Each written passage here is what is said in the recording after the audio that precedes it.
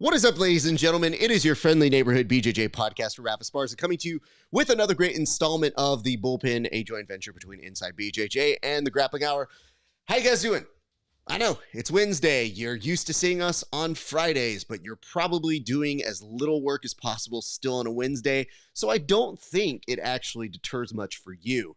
What it does for us is it reminds you guys that, yes, the PGF is almost upon us, which means that there will be dose amounts of episodes of the Bullpen happening in a very, very short time. But we have to do this episode today because our good friend Timothy J. Freeman is going to be traveling in the next day. So, Tim, what can you tell us, if anything, because in this day we don't always say what everything happens.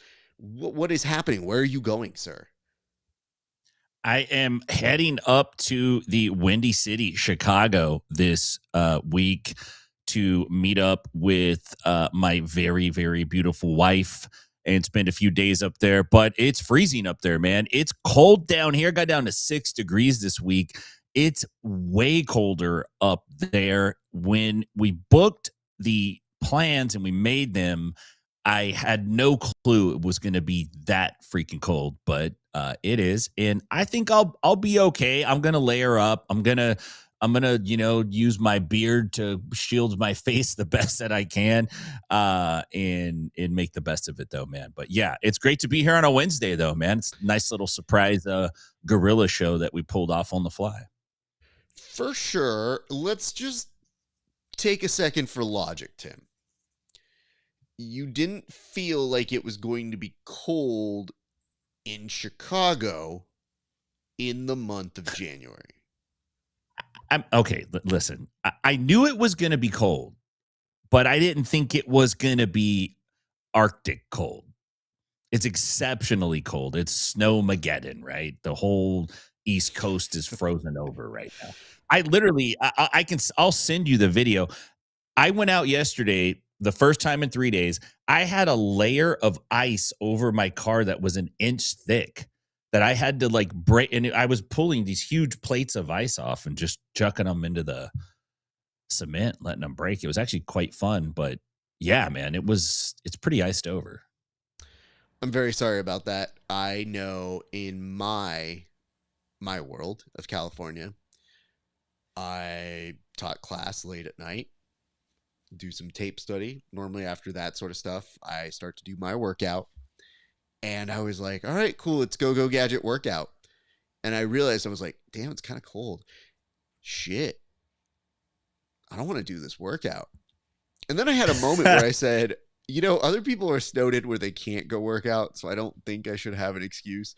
And I found a hoodie inside of my car and I just went to work on that. So that was the extent. Like, if you ever see me in any kind of hoodie, you have to know the weather is that extreme, because I am notorious after living in Illinois and Kentucky during crazy storm seasons. I was like, none of this phases me. It's fine.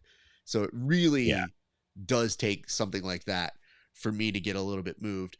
Tim, what, if anything, is new with you, sir? This is our little monologue section, so it gives us a second to remind the people that, yes, the show is happening and that they can join in. But for you, any new developments on your side of the world since? Yeah, man, I almost went stir crazy being in the house, but got out and was able to get some training in last night. My challenge out here in Nashville is half my students are like, I can't leave my driveway. There's a lot of down trees. So, they're like, I can't come to class, and I don't want anyone to get in a car crash on the way to class. But at the same time, I'm ready to train. And if I could get out and train, I am. So I put the call out last night, or actually yesterday afternoon, said, hey, 10 round Tuesday, 7 p.m., who's down? And everybody showed up. So that was awesome. I got 11 rounds in on 10 round Tuesday. I felt pretty good. Plus my body had rested up and I felt nice. So that was a big plus for me.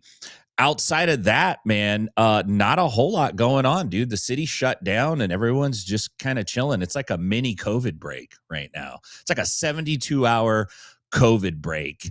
And it's quite nice. I don't mind it at all. Well, I'm glad that you're safe. I do feel it is kind of an interesting element that got lost in all of the weather talk. How does one do 11 rounds in a 10 round Tuesday? Is there a secret round that you don't tell other people about? Is it a black belt only round? How does that work? Because the math ain't math in here, Yeah. Tim. This is how it works. The 10 rounds start when I start my first round. So, I'll put the clock on and it'll start ticking. But if I got stuff to do, or I'm helping people at the front desk, or I'm not ready yet, and I start at round 3, that's really round 1. So I kind of run it that way. But sometimes we do a bonus round. So last night we did do like a straight 10 rounds. And then I'm like, hey, let's do a bonus round. Let's push ours to 11. Our 10 round Tuesday goes to 11 round. And if That's you don't very funny. understand that, I don't know what else to tell you, dude. It goes to 11. So It's very funny. I love the fact that when people tell a story that tugs on the heartstrings, like, man, it's hard for people out here to go train. It's rough. We don't want people to die to come train, but everybody showed up and we did a 10 round Tuesday. I did 11. Like, I couldn't tell if you were going into Trump bragging dementia, Tim, or if we were still in the era of like, well, I guess we just have to let him have this one. Like, he might just think that he did 11 rounds, but for that, we do have a board in front of us. We will get to that in just a second. But one thing I wanted to mention to you is there was a great amount of spirit and a hilarity that happened at our competition over this weekend. And there was a moment that one of my students got disqualified. Now, I'll give you the full story here because the story isn't necessarily like a sad one or mad anything, but there is 2 elements to this. So if it turns out that you compete at this tournament and you have a wristband on, they tell you take off the wristbands. Now they also tell me to take off my wedding band, which is still the most absurd thing in the world because this is a rubber wedding band. I wear this so that I can train jiu-jitsu. And without fail, they always tell me to take it off like it's some sort of concealed weapon. And I always think, I'm gonna lose it. Okay. That's not even the thing to complain about. What they do is on those wristbands that are just real thin pieces of paper. When you go compete, they tell you, take it off. And I always think, how am I going to go coach if I still have to coach after this? So I asked them very, very clearly, do I need to go get another one? Do I just keep it on if I'm still coaching? And they go, yes. And I go, not clear, but I think I understand you need me to go get another one. Fine. I compete, I finish, we've got a little bit of downtime, I make my way over to the table to get ready, and I kid you not, the dude who was at the desk was doing a Rubik's Cube and was not stopping at all to help me. So, Tim, imagine you're standing there just like, I didn't want to come back here, just give me another wristband. And instead he's showing us like, this is how you get all the blues. Okay. After you get all the blues, you got to do all the yellows now. And I'm like, Tim, I have shit in my hand. So imagine me holding stuff like this and this, just kind of like. Oh my gosh. For sure, bro. Yeah. And then the worst way you could ever be handled in this situation is after about a good 10 minutes, he goes, can I help you with something, man? I was like, can I help you with something, man? Yeah, you can. Hey, man, I was told I need another wristband. Can I get another wristband? Dude doesn't even recheck me. He remembers me and just goes like, here you go, man. And I go, you could have just done that. Here's where the story picks up to a second turn, Tim. I run over. I see my students competing. I realize I don't have enough time to go run onto the mats. I see him about to start up what is going to be a footlock. And he's a deer white belt.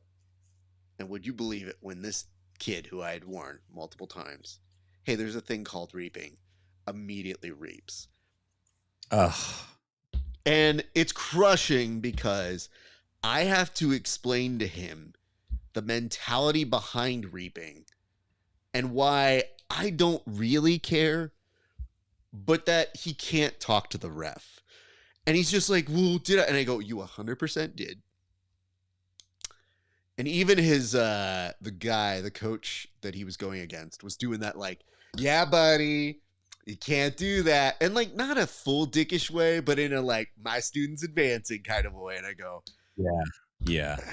okay. And so this poor kid goes, sure, coach, did you see it? And I go, I did. I tried to get over here. There was an unfortunate, urgent Rubik's Cube that needed to be solved that did keep me from getting here. So I'm very sorry I couldn't be there for that.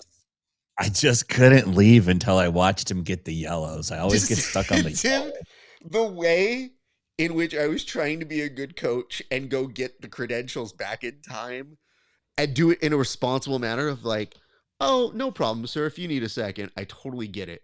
Maybe you're just going to show him how to align the color real quick and hand him off.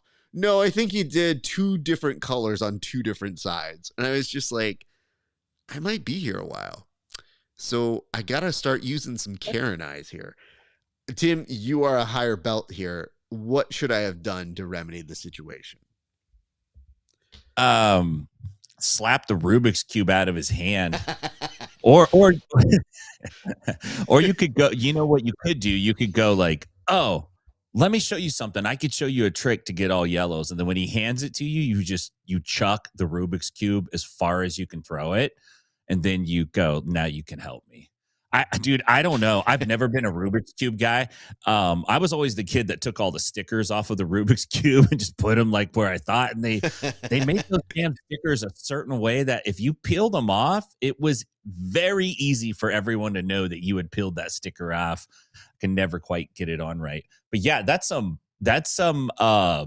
jujitsu customer service. Not like a super surprise though. You know, you either get the really super duper down home friendly jujitsu person, or you get the dude that's like could not be bothered, right? And who knows what he's being paid? Probably nothing. He probably got the Rubik's Cube as payment to staff the desk for the tournament. If I know anything about jujitsu. There was just a moment where I was like, let's not be a dick about this. And then running to see my student and being like, damn, I'm going to let him down. All right. So I literally start with all right, man, we're going. No, that's reaping. Okay. That's a wrap. Let's go. That was fun. But I do want to remind everybody this. If you are a competitor, never talk to the ref. That is your coach's job.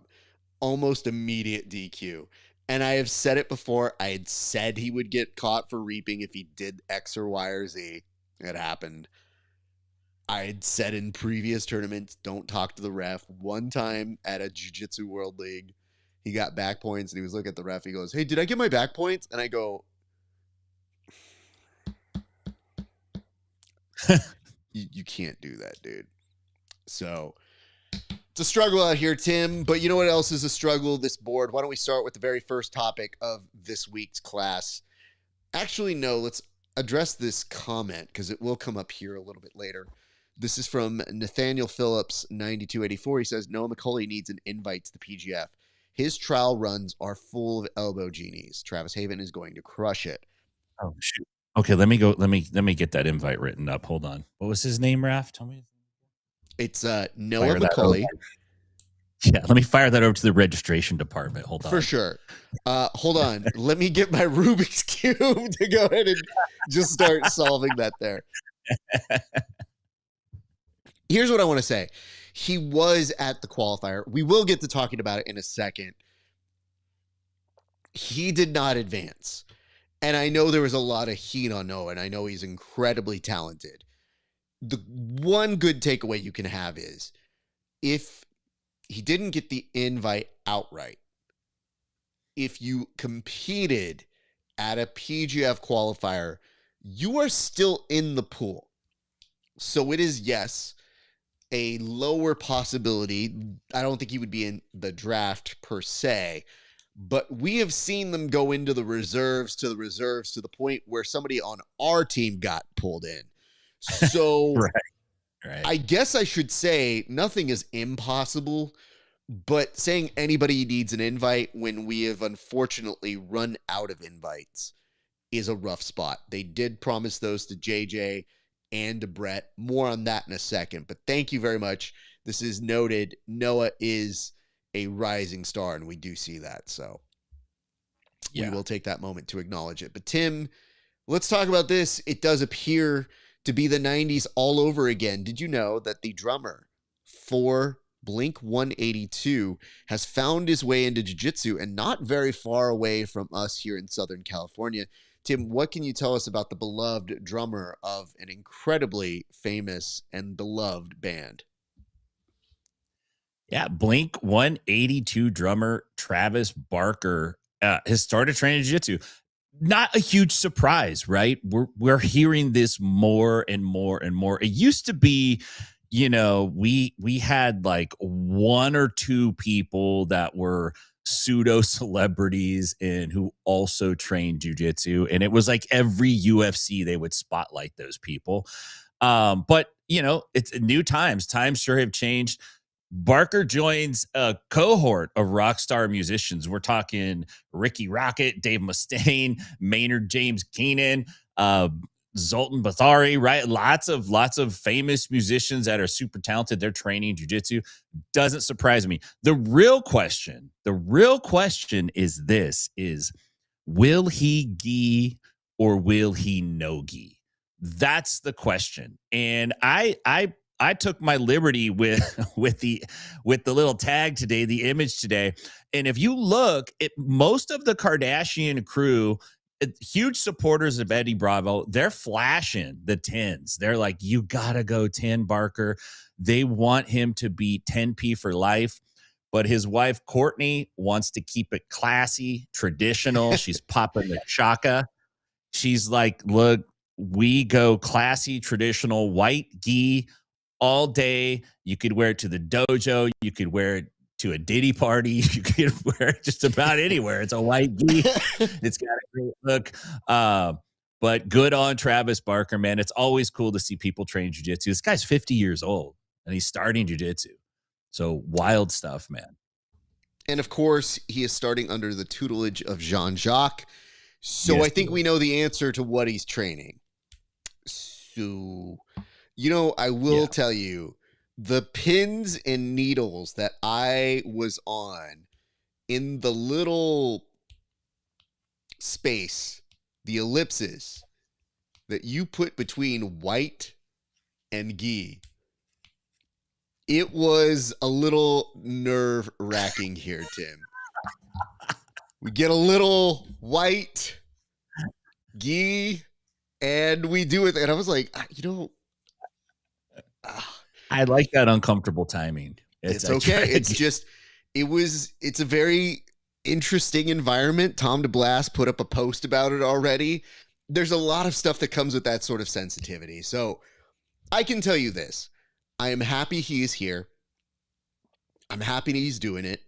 It is always welcoming to have a lot of people learn about our sport. They get to learn how difficult it is. They get to be a part of the community. They see why we love it so much. So we welcome him. And I mean, listen, they're a very fun and silly band. So having them enjoy this is kind of like, I don't know what you do when you get to be an older rock star. You don't really retire fully, but no. You just sit there and you think, like, what do you do when you're not making albums? Like, there is going to be some downtime if you're not touring all the time. So why wouldn't you do this? And dude, it's way, I say this and I understand the irony, it's way better on your body than skating. Like, that dude was a skateboarder. Oh, yeah. He's already got the requisite number of knee injuries that make him at least a purple belt. So I'm happy to have him here, and I wish him luck. And he's being taught by one of the best. So congratulations to Travis. We look forward to seeing him do cool things. And he was a part of the UFC this weekend in a debut. We'll talk about that in a little bit more time. But for right now, let's move on to the UFC BJJ 5 announcements. It does appear that UFC BJJ has taken place in a very short amount of time, February 12th, and they announced some bangers, some okay ones, and maybe some that we need to eliminate on. Tim, what can you tell us about the upcoming UFC BJJ 5 card? Talking about interesting choice of words. Some we need to eliminate on. I like that. Illuminate. We need You to bring light to it. I thought you said eliminate. I think eliminate is the new one. Man, UFC BJJ 5, big announcement. Couple title fights. Mikey Musumeci's putting his title on the line. Ronaldo Jr. is defending his belt. We got the battle of the Andes. I'm looking forward to seeing that. Andy Murasaki versus Andy Varela. I started looking initially, Raf, up no lie. When I looked at the fight poster, I thought, oh, Musumeci's fighting Anthony Kiedis. Like they're really having trouble finding someone for him to fight. And then I look closer, I'm like, oh, this is Shea Montague. Now, on the surface, it's like, who's this dude? Like who's Musumeci fighting all these guys that like aren't super known? But if you look at Montague's record, the guy won Worlds No-Gi this year. He won Europeans. He won last year. He's been on a tear since purple belt. He's pretty damn good. Now, he doesn't have a body of work like Musumeci. Obviously, Musumeci's been in the game a lot longer than this guy.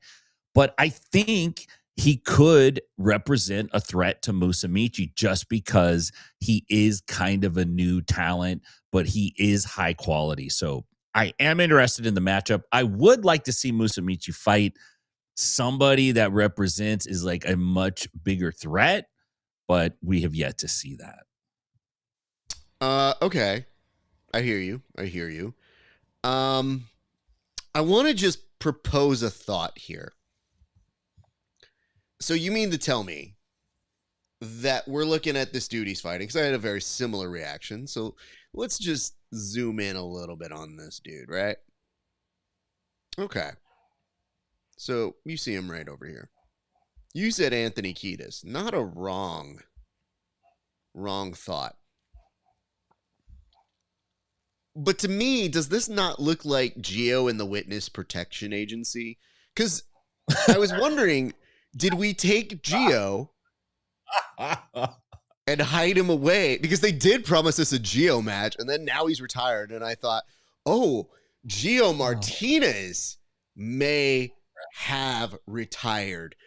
But Ultrazoid, whatever he goes by on Instagram, which, by the way, I still don't fully understand that. I think it's a robot thing. But Professor Ultrazoid is a free agent. Now, if you think I'm lying here, I just very quickly typed this into the interwebs. And I want you to see, okay, 1, 2. Okay? 1, 2. I'm not saying it's a dead ringer. I'm just saying Hollywood magic and a good wig and Rick Baker could do magic. So there be that. Yeah, I think the weird part is I keep seeing things that say, who is Andrew Tackett going to fight next? And it is turning into the best game show adaptation of, who is he fighting next? You tell us, because we don't know. No. Yeah. Who is he going to fight? No one knows. And I think what they're looking for is for you to put up the most economic possibility for him to fight in the comment section. I think now they're just trolling through the comment section. They go, how much is that guy worth? Yeah, it's throwing him $1,000. Andrew Tackett will break his rib or something, but $1,000. We got him. I think that's what's happening. I cannot be convinced otherwise, because you saying that to us is like, who's he going to fight? It sounds like a cop who doesn't have a lead in a story, but who brought people in to question them is like, I don't know. What do you know about them? Like, that's self-incrimination, dog. I'm not doing that. Last but not least, in this particular thing, UFC BJJ is going to be free on YouTube. We know this because we had to look at Mikey Musumeci on the camera in whatever. Is it gender affirming care that's happening with it? I don't know. But whatever Dude, he I was don't know. wearing, that's when they remembered, oh, we should tell people about UFC BJJ 5. It's free on YouTube. But by and large, it's going to be on Paramount Plus. This weekend, the UFC made its debut, a very prominent card with Paramount Plus. Tim, what were your thoughts on the debut of UFC on Paramount Plus? I didn't hate it in terms of the production. I didn't hate it. I thought the throw between the pre-show crew and the main crew was a little choppy sometimes, but that's just probably because it's the first time they've kind of done it this way. Overall, I did enjoy the card. I know there's some controversy about the decisions, but I did enjoy the card quite a bit. I thought, everything went smooth. The stream was crystal clear. It didn't cut out 45,000 times, which is what I was concerned about, being that, this is Paramount's first UFC that they're streaming.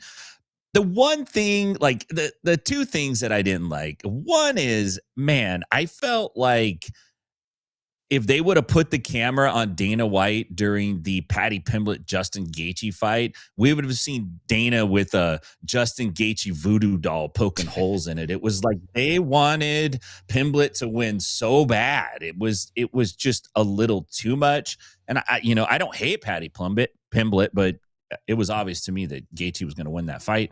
And then what was the other thing? It dropped out of my head, but overall, I thought it was a pretty good production. They keep saying this, and this is what is a little unclear. They keep saying we've gotten away from the pay-per-view model. All the fights are free on Paramount. But then I distinctly heard Dana White say in a press conference, I don't know, 6 months ago, or so, when this deal was being talked about, or a question came up about it, and he said, we're not getting away. We're going to do one-off pay-per-view still, which to me is like, oh no, is that like their little get-out-of-jail-free card for when they really got a good fight? They're like, it could go on Paramount. This is a pay-per-view, right? That's going to really piss some people off if they do that, and I would like them to be more clear about that. So those are my two things, man. But overall, I didn't hate it. Oh, let those viewership numbers go down and we'll see how long they don't do pay-per-views for. A few thoughts. So Tim, you watched it live. You texted me a couple times about it. You weren't wrong. A few thoughts. Before I put the camera on me, I just want to make it very clear. Tim, did you try to watch it at all, or did you miss something that you tried to look up a little bit later on the app? No, but that's because I may not have watched it on Paramount. Well said. Okay, we will drop that. Camera back on me. So, I think it's a good time to tell you guys, I do have Paramount Plus. Yes, I do. I subscribed. I subscribed before you guys subscribed. Take that. And yes, I have seen my rates go up by $1 or so since you jackals have come with the UFC. I did not watch it live. So I did see some reveals and some notes and some thoughts. And I thought, well, what I'm going to do is I'm going to wait till Monday. And if I wait till Monday, I can just watch it because I have the no ads version. Do I get a no ads version of this? Because I heard a lot of people complaining about the ads. And guess who's not sympathetic to that? Yeah, there's going to be fucking ads, okay? What do you expect? You're paying what, $8.99 for it? You fucking freeloaders? That's Dana's response. My response is, but where are you putting the ads? And what kind of ads are they? Because if it's ice, not the time. But it could be the dumb audience you need for ice sometimes. What I do want to point out, though, is in this particular thing, I think people can be forgiving about the ads, the frequency of them. They'll get used to it, all that sort of stuff. As a person who watched it, it time shifted, though. There is no all-encompassing UFC 324. Maybe it exists, but I did look for it. I did put it in the search engine. If you time shifted, go to look for UFC 324, it doesn't pop up like, hey, here's the full event. What it does do is it gives you the full event, but chopped up into fights. Now, this might just be a way of keeping you off of YouTube or feeding the beast that is the current version of the product. But I do argue it did render me unable to watch the full broadcast in its entirety so that I could come to a decision on, oh, were people right about the ads? Were they right about this? Were they wrong about that? And it does beg the question. I have the no ads version. Want to make that very clear. But I wonder if they break it up in those chunks so that they can reinsert those commercials and get more replay value out of it, as opposed to the preloaded commercials that you have to watch if you just watch the event in its entirety. Now, granted, there's probably research that does identify not everybody watches the full event. They're kind of shitty on it. They don't want to see all the fights. They just want to see what they want to see. But it is very odd because it's a big jump from what we've known through Fight Pass and what we've known through every other variation of this. So that is the one thing I wanted to tell you guys. If you miss the event, you don't get to see the fun shit that happened in between. You don't get to see the mistakes. It's a very clear way of cleaning up the mistakes that they might have made. So I did try to watch it objectively and see how it was, but all I could watch were the fight recaps, and its interface could use some work. So them's my notes, Tim. Yeah, that's frustrating. It is not fun when you, and this has happened to me before with other events where you don't watch it live and then you stay away from it because you're like, I don't want to see the results, like I want to watch it, and then you go to find it and you can't find the damn thing, or it's not chopped up in a way where you could watch it, like actually enjoy it. You have to keep flipping through and finding each individual fight or whatever. Yeah, that's highly annoying.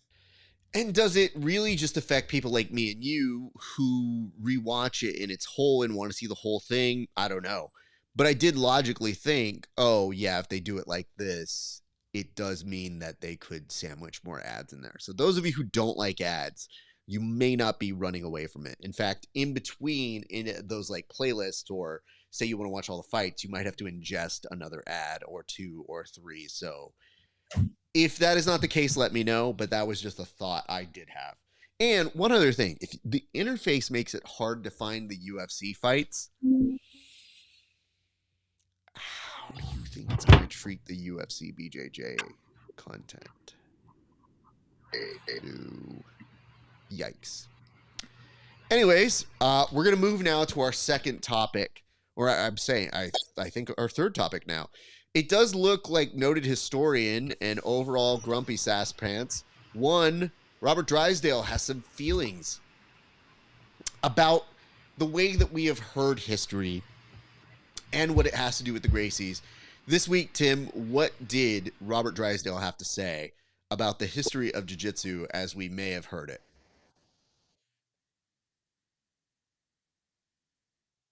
So, Robert Drysdale is quickly becoming the Graham Hancock of jiu-jitsu. He is on a quest to find the truth and uncover the mysterious age of jiu-jitsu's grappling universe.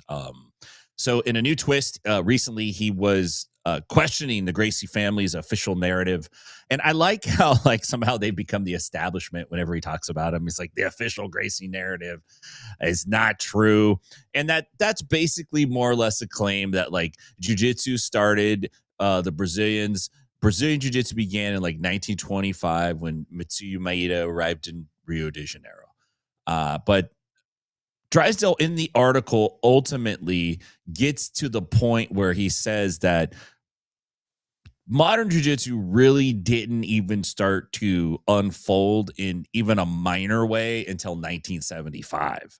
And he says that before that, jiu-jitsu was basically judo on the ground, just the standard nuwaza from judo. and that once the point system changed, where the pinning positions like mount were given more points than say a takedown, he credits that with being the genesis that kind of started the spread of this like modern jiu-jitsu movement, even though 75 is a long ass time ago now. um he credits that with being like the kind of the initial push that kind of pushed us in this direction. So it's interesting. I do find it fascinating. I just don't think that many people really care, you know, and it's interesting that he's so interested in it. And he's, because Drysdale's been uncovering things about jiu-jitsu for a good decade now. Every once in a while you'll see an interview or you'll hear him and he'll say like, hey, guess what, this is not true or that's not true. And so obviously he's dedicated to it. But I just don't know what the what the motivation is exactly, Raf. Listen, I don't know what to do with any of this information anymore. Like, I guess Drysdale's classes are doing so well he doesn't have to teach. Right. So that's a very big positive. But it feels like every time we see him in the news, it is correcting the public record on something. And even then, I guess the intention is, and maybe it's not intentional or as an indirect result of what he's doing with this, does it not come off as its own branch of Gracie revisionism? I'm not saying it is, but I'm saying it comes off like that, where it's like, no. I'm going to revise what's already been said. Allow me to spin the tale. Like, history gets rewritten by folks consistently.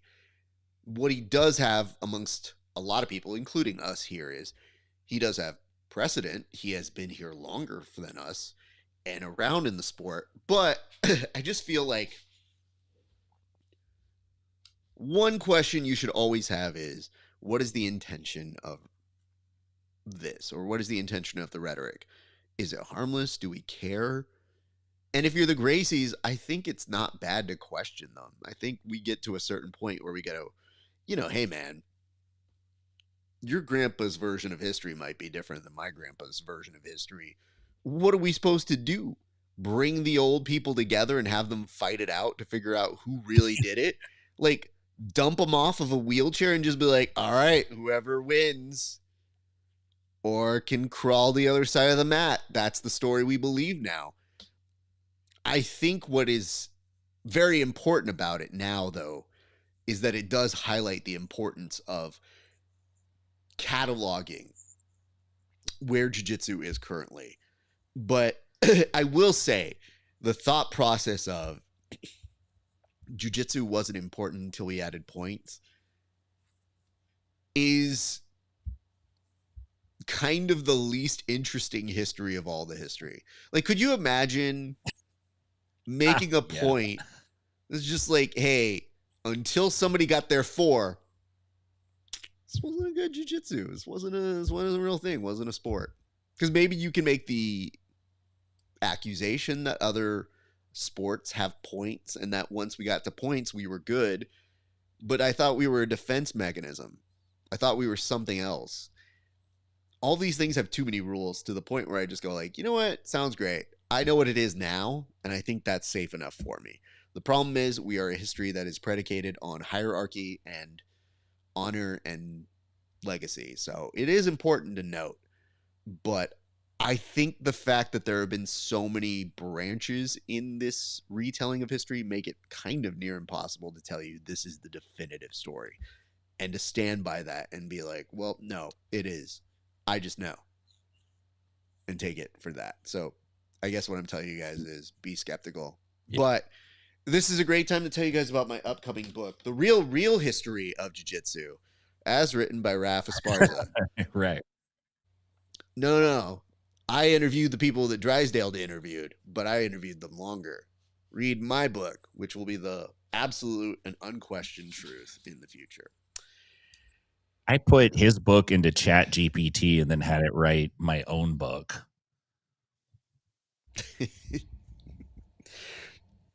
which honestly is going to be the way books are written in the future. So that's Probably, right? not that far off. Let's go to our next one. Now, this is perhaps the most compelling, intriguing, interesting thing that you put on the board this week. Tim, what can you tell us about the world of instructional diss tracks? Please elaborate. Listen, man, it is 2026, and Ashton Kutcher's on the Tonight Show. Brian Ortega, Mackenzie Dern are on the Golden Globes, and now Jiu-Jitsu has another first. We have our first diss instructional. This is happening. This is a beautiful thing right now. It's happening right under our noses. We get to watch this. So Craig Jones, as we all know, Octopus Guard Extraordinaire released a 2.0 version on BJJ Fanatics, and either it leaked out or he posted it out that he had made around 300 grand off of this. And I'm just dumbfounded, to be honest with you, that these guys are making that much money off their techniques, but more power to them. I think it's awesome. And Gordon, not to be undone. And I believe that Gordon sleeps with one eye. This is how Gordon sleeps. One eye is constantly on his phone to see if somebody says anything he disagrees with so he can jump on it immediately. Like this, I would love to see this guy's iPhone usage statistics. So Gordon, he fires back, and what does he do? He releases an instructional diss track. He puts a free mini class on YouTube on how to defeat the Octopus Guard. He says, look, behind the technical posturing, there's a deeper conflict between him and Craig, and he said it's on site. All right, so this is how we know this is a diss instructional. This isn't just a counter instructional; it's a diss instructional. It's on site. Both of us, we grew up in the 80s and 90s, RAF. We know where this diss track stuff is headed. We've seen this before. First, it starts with Craig, you're no good. You can only get second place. And then it's Gordon, have a seat in the cuck chair. And then it's buy my wet ass Octopus Guard DVD counter diss track. And then before we know it, someone's getting thrown out the 12-story window, dude. So be careful, gentlemen. Not a safe path you're walking down, but just like NFL Blitz, uncalled for, a lot of fun to watch. Okay, you bring up some good points. Allow me, as somebody who lived on the West Coast, to tell the children how these things ended in the rap wars. Well, children, gather around. Your grandparents might have told you about Tupac and Biggie. So, you might know where this is headed, but if you didn't get those bedtime stories, two people who were friends suddenly were not friends. They went to rival sections, but those sections really loved them. And people like P. Diddy, which I guess is almost, you could say, Isaac Michelle, allegedly. We don't know. We don't know who all the players exactly map out to be here, but bad people in jiu-jitsu, we can take that at base. Anyway, Tupac and Biggie, who used to really respect each other, found themselves releasing diss tracks, and ultimately one died, and then, oh, guess what? The other died. Did Sean P. Diddy Combs kill them?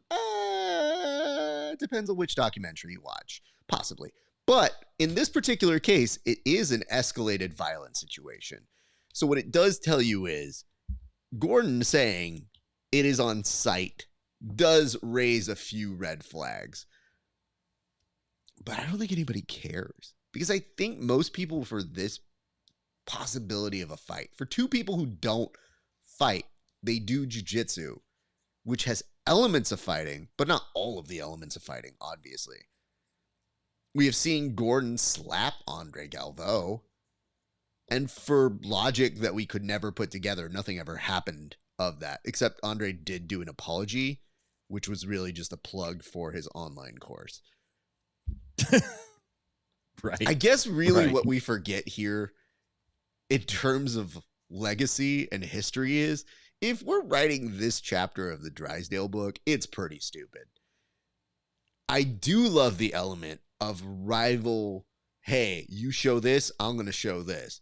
But nothing is funnier to me than Gordon being like, he didn't even beat any top tier talent with it, and you guys know that it caught nobody, and those people, they suck and they weren't good. Well, I don't know, man. He looks like he catches people with it all the time. And it is good that you put something out, but somebody in the comment section hit it right on the head. Even though there was a preview of the instructional that Gordon was putting out as a response to the Craig Jones Octopus Guard, somebody in the comment section said a real hater would have given it out for free. And I'm thinking to myself, isn't that it? Because Gordon, you're not winning the war of words. You might make some money off this. I think you'll probably do okay because there's going to be a lot of interest in that Octopus Guard. But I think, I'm not sure your sales are going to be as good. They might be. You have a rabid fan base, unlike, say, certain cults that vote currently. Actually, someone do the research. I don't think they're too far off. But what I really am intrigued about here is, what does this do? Do you guys both just continue making money off of this in perpetuity? As long as it's just meant to be a instructional off, I think we benefit from it. Because I have seen people use Octopus Guard in very fun and smart ways for their particular games. I think it's just kind of very funny to see somebody get so in their bridges that they think,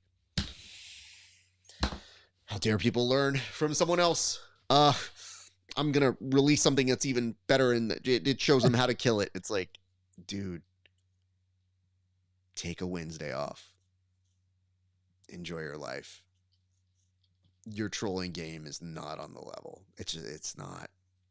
Your instructional game is good.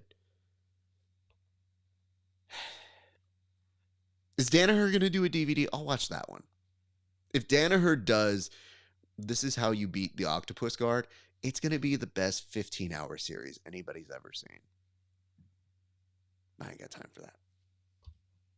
I guess what I'm saying here, kids, is don't kill each other. And the fact that you guys say it's going to be on site, I think you've been at very similar places multiple times.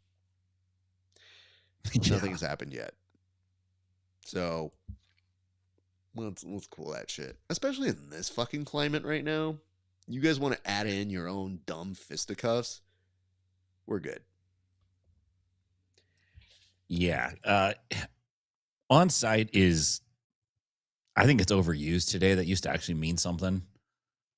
It used to mean if you said it was on site and then you didn't throw down, then you were a bitch. Like that. You couldn't say on site and then not pull through. I actually think there is a missed opportunity in this market, RAF. Either one of these guys could very easily just take the other guy's last instructional and just release it and critique it.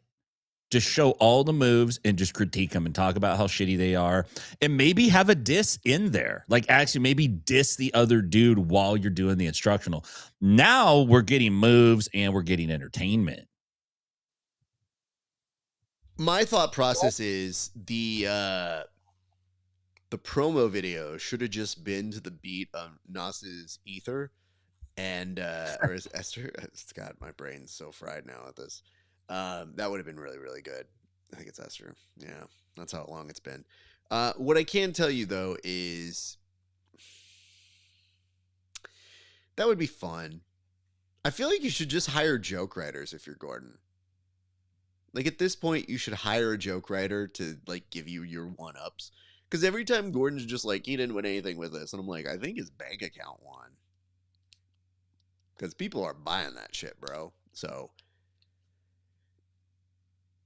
by all logic and science, we good. Oh, one other thing. I want to make this very clear. When people say on site, it's SIGHT. I don't subscribe to that. On site to me should be spelled SITE. Because on site means like, ooh, I have put on site I wore my glasses. No, I don't want that. It means at the location. It means the ghetto version of writing out site, SITE. So that is how I put it. Anytime I put it to people, I get really like self-conscious because I'm like, oh, I think they'll probably figure I'm stupid and don't know how to spell, which is the case some of the times, but not on that one. It is intentional. It's usually in all caps. And people will tell you I have hit them on site. So I have no issue with it because I was raised properly, Tim. Absolutely. All right, Tim, what can you tell us about this? Because I didn't see this one come into the news, but it does look like this garbage pail kid was an active purple belt competitor. What do we need to know about it? Yeah. So Jared Wade, God bless you, Atos purple belt, trained hard, got his act together, said his prayers, took his vitamins with 40 up winning the match with 40 seconds left at the European Championships. His run comes to the end at the hands of Guillermo's kebab and pizza shop that he had for lunch.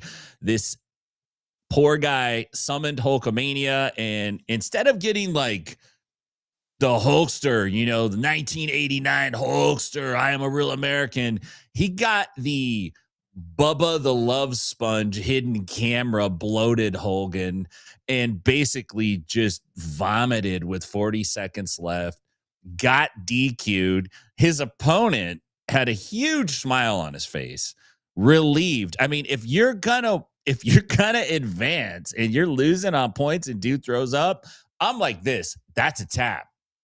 That's a body tap. Your body tapped. You didn't tap with your hand. Your brain didn't tap, but your body tapped. So a tap is a tap. I recently had a student. This was last week before we closed for a few days. Trained to exhaustion, got up, ran off the mats, ran into the front desk area, and I knew something was up because he didn't put his shoes on or his sliders, and that's a big no-no. Beelines to the garbage can, grabs it. I'm like, where's he going with the garbage can? I thought he was just going to throw up in the garbage can. He grabs the garbage can and then runs into the dressing room with it. And we got one of those like one stall dressing rooms with a curtain. And I'm sitting at the desk and I see him do this, and I'm like, yo, what do you better not be taking a dump in that thing. Like, what do you do? Why did you take that behind the curtain? And he pulls the curtain back. I didn't want you to see me, coach. Bad times all around, man. Would really suck to be on a good run and be ahead and vomit. Look, if I'm going to vomit, I'm going to vomit on my opponent, and I'm going to vomit when I'm losing, not when I'm winning. Yeah, that's a tough one, dude. I when I compete, I try to keep a pretty empty stomach, but full enough to compete. And it's a hard balance. So I'm notorious for not really eating before I train either. So even when I was advised to put a little bit of food in me before competing, I was like, dude, I don't want to do this, but I know I need some sustenance. I need to feel a little bit better with all this stuff in me. This is my nightmare. This is exactly what I am nervous about. Even when I put in like a half of a egg and sausage sandwich into my mouth, it was like, oh no, I don't want to be this guy. So now you show me this. And I did see the photo kind of previewing it, but I thought better of it, Tim. I said, no, not today, Satan. I'm not watching this. No, no, no, no. No way will this make it on in my feed. And yet here we are with you telling me about it. And I'm glad that I didn't see it, but still the imagery that you were creating through your verbs, your description, your thoughtfulness of the considerations for this guy, I don't need to see it. I believe you. I believe everybody. And I think, yeah, we don't need that in this world. So to that gentleman, that sucks. Sorry about it. I guess it was considerate of you to jump off and actually make sure you weren't going to do that to somebody. So kudos to you. But yeah, we are bad people. I'm 100%. If I'm going to lose, I'm going to DQ you too. So you can't have a good day either. Because that Yeah. shit's the way we do it here. Tim, let's move on to the announcements for the PGF. Well, this was the last qualifier out in Vegas, and it was a very closely contested contest. It had ups, downs, a possible upset all the way at the very end. And yet we have two individuals who have punched their ticket. Yeah, you heard me right. Two individuals that punched their ticket to the upcoming draft in Las Vegas. Tim, what can you tell us about that? So yeah, man, the qualifiers are wrapped. This was the last of the season 9 qualifiers, and two guys got in, JJ Bowers, Brett Moyer. Good on Bowers, man. Bowers is a return performer to the PGF, and I think all in all, he's a young guy. He didn't have a terrible season last season. He might not have gotten the results that he wanted, but he got the experience that he needed, and I think we're going to see much bigger things, coming out of him moving forward. But man, Brett Moyer had a great run. He was tough, and the thing I really do love about the PGF is it is performance based, not result based. And so what I mean by that is you can go out there and not get the result in terms of the win loss that you were looking for. But if you put on a hell of a performance, there is a high likelihood you're going to get invited to compete at that show. So great stuff all around, man. The PGA, I'm stoked for season 9, and I just wanted to run through real quick just for the crowd here.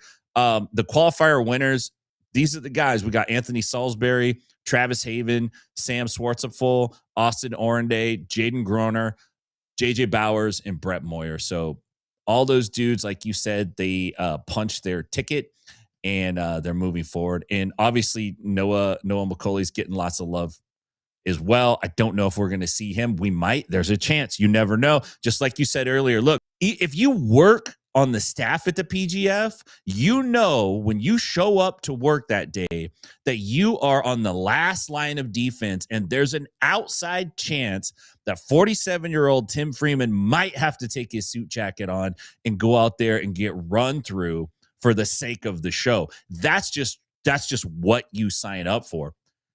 It is comforting knowing you got to go through a lot of guys before you would get to me, but Noah still has a chance for sure. So, and I'll point this out to you guys.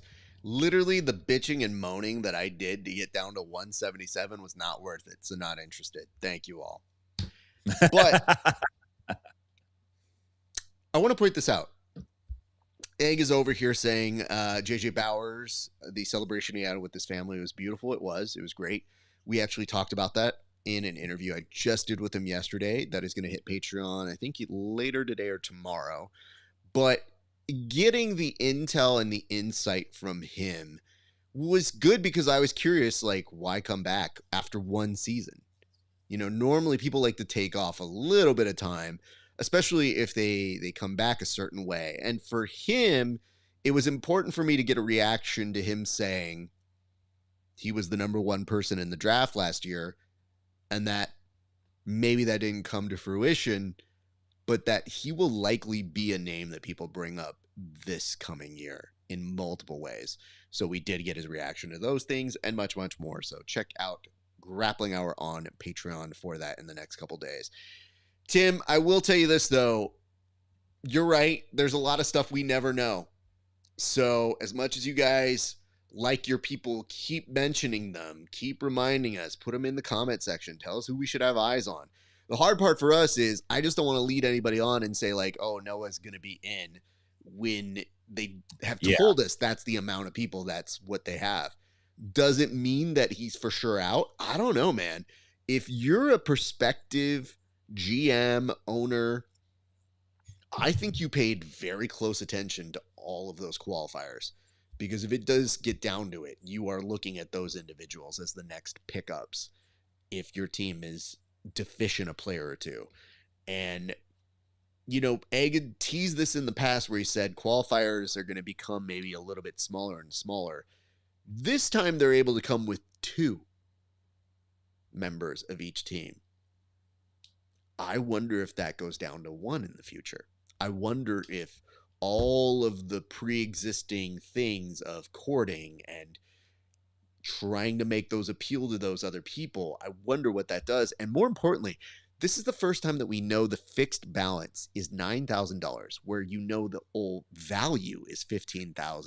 So it's going to be very interesting to see. I don't know that we're going to have a runaway like JJ Bowers at 45,000, because now if you get somewhere in that neighborhood, no, I'm sorry, 4,500. Now, if you get in that neighborhood, that's more than half your budget that you have for the rest of the draft. So sure, there might be 2 other people that you can split up and it's going to be a little bit more of the average cost. But if you have a runaway in this particular case, there will be even more pressure on them than there was on JJ last season. That is just a consideration. All right, Tim, I think it is time for us to go to this week's low light highlight of the week. What can you tell us about this week's fight of the week? Well, Raf, this fight is in a return genre, a very popular genre, and for a quote unquote sport that is not, there's no contact at all in this sport. There's not even supposed to be talking. Everyone's supposed to be quiet. And you're hitting a ball, 300-400 yards into a hole. There's a lot of fisticuffs that take place in the golf course fighting genre. Apparently, people get pretty pissed about golf. And this isn't one guy. This is not 1-on-1. This is not 2-on-2. This appears to be 3-on-3 or 4-on-4. And I want you to pay attention, because at first it looks like it's white shirts versus black shirts. But then you'll notice there's a couple guys that are like, there's a couple of black shirts on a team with a white shirt, and there's a couple of white shirts on a team with a black shirt. So it gets a little confusing. And if you pay attention, it looks like they may have even gotten confused themselves. The grappling is not strong. It looks like maybe this golf course was iced over and they couldn't quite get their footing, but great stuff. Nevertheless, can't wait to share it with you, man. Fair enough. I'm going to go ahead and press play on this. Tim, you'll, of course, take the first stab at it. Let's go. This is the Golf Galaxy Bros against TaylorMade. And dude's just getting drug. He's getting drug on the greens. They're trying to do a safe wrap technique on him. Pardon the cameraman. And you can see Homeboy's throwing some shots now. And other dudes alligator legging the guy that's standing, and camera guys trying to keep it all in. There's some good big punches here. We got 2-on-3 situations. Oh, they all fell over again. And then the dude on the left was like, okay, guys, I think we're supposed to walk on this path. And they're like, no, let's kick. You ain't going to kick, my friend. Again. Oh, there it goes. Yeah. Interesting fight. I still can't tell who was on whose side or why this fight happened. I'm trying to figure out if this is one crew that had a beef, or if this is 2 crews that met up or crossed paths, and it's like, hey, you're not allowed to play at the country club. This is our territory. Get your ass back to municipal. Like, I don't know what's going on here, but something's going on. All right. I'm going to take my stab at this one now. Thank you very much for that, Tim. So let me start with this. First thing I want to point out here is that if you get into a fight at a golf course, you've made some poor decisions in your life. Like, can you imagine the fees you're going to have to pay for this? It's bad enough that you have to pay just to be a member at a golf course or to go visit a golf course. But they have all your information. You have to check out. You might have to do that. So, with that in mind, let's address this. Before we even press play on this, I just want you to keep the following idea in the back of your head. These dudes fight with the absurdness of the 60s Batman sitcom.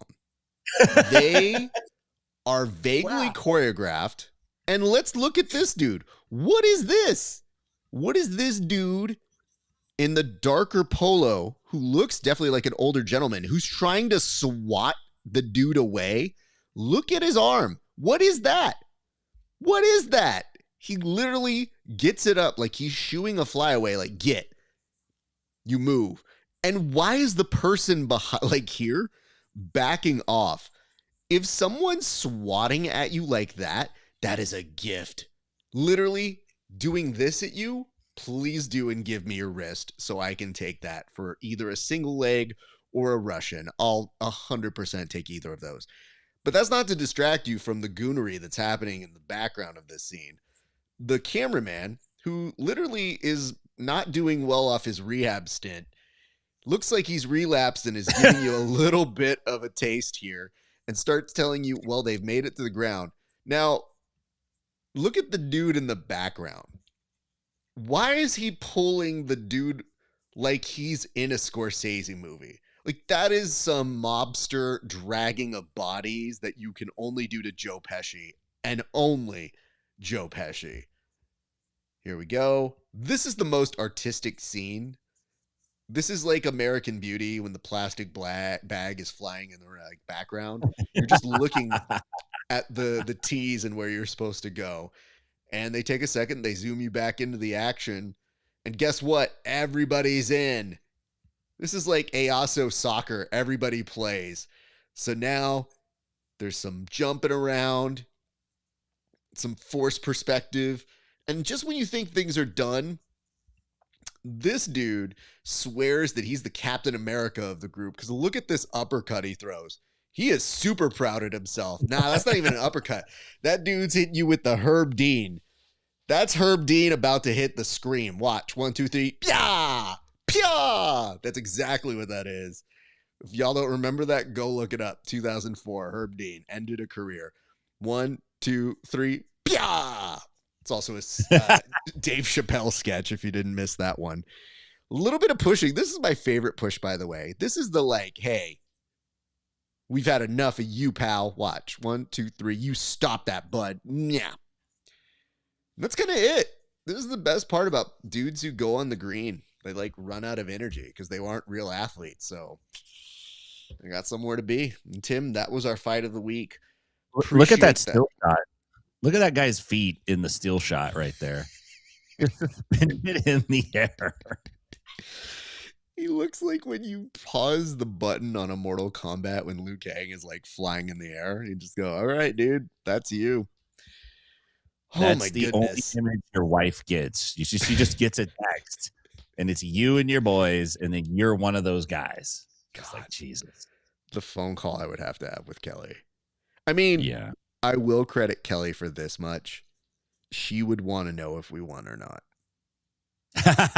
Yeah, of course, right? Because she'd be pissed that we got into a fight, but she'd be like, well, did you fuck him up? And I'd be like, yeah. And she goes, all right, yes. Well, do you want pizza tonight? Like, what are we doing?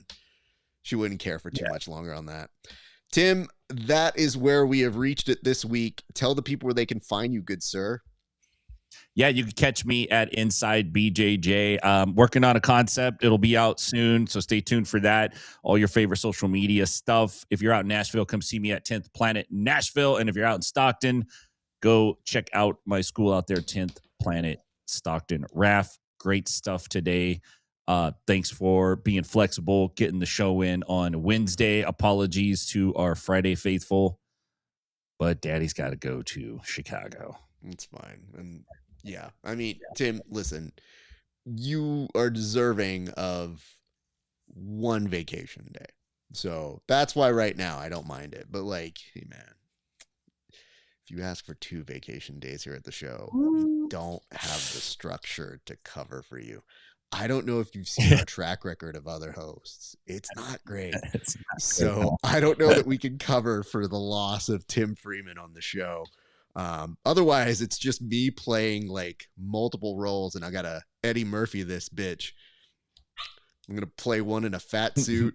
Literally, it's going to get weird. But Tim Freeman, I hope you have a great rest of your day. I will talk with you soon, my friend. Right on, brother. All right, you guys, let me close this bitch up. I want to say thank you so much for watching this week on the show. If you enjoy us, check us out. You can find us at Grappling Hour, at Inside BJJ. Please like, comment, and subscribe if you haven't done already. And yes, that does mean our good friends over here. And I did see you commenting here at the very end. The Dream 2026 season. It is upon us now. We are there.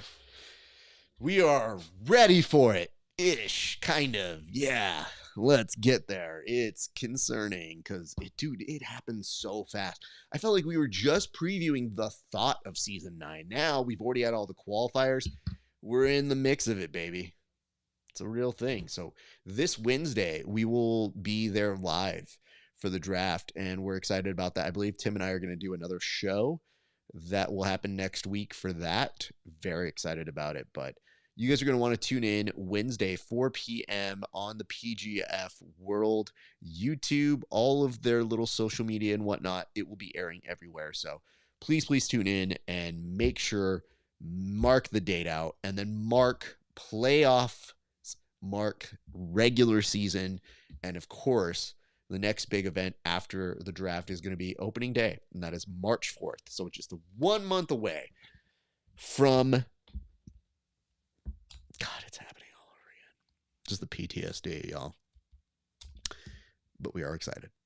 It's a lot of work, though. You boys are going to be traveling. We're going to see an Annex soon. We're going to see an Egg soon, a Dream soon. Everybody's going to be around there. It's going to be fun. But yeah, a lot of work. And a lot of travels. But a lot of laughs. So check us out. Inside BJJ, Grappling Hour. Like, comment, subscribe wherever you're watching this. And as reminders, get some merch from us at rafesparza.com/merch. And, hook your boy up. Just saying. Really do appreciate it. Check me out at patreon.com/grappling as well. That's going to do it for us here at the show, you guys. Thank you so much for tuning in on a beautiful Wednesday. I hope you have a great rest of the week. Keep partying hard. But for right now, it's been a great day for grappling. We'll see you back on